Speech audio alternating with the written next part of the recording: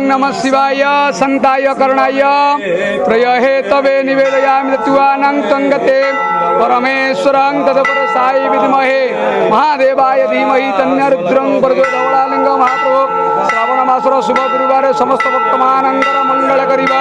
धवलालिंग महाप्रभु निसंतान प्रदान करा रोगिणा रोग मुक्त कर अंधकु चक्षु दान करिबा धवलालिंग महाप्रभु आपणक पाखरे जे भक्तमान मनोकामना किछि मनोकामना पूर्ण करिबा धवलालिंग महा समस्त व्यावस भक्तमान मनोकामना पूर्ण करिबा धवलेश्वर समस्त श्रवणी भक्तमानंकर मंगल करिबा अं त्रयंबकं जामहे सुगंधि पुष्टिवर्धनम प्रवारक निबंधनात् मूर्तिमहे मृत्युंजय धवलालिंग महाप्रभु संसार सुखी रखंतु जगतर कल्याण करंतु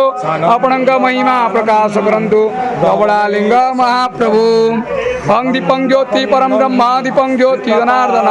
दीप हरा तुम्हें पापं पूजा दीप नमस्ते धवलेश्वर गवाना विख्यात आनंद कुमार हरि बोल।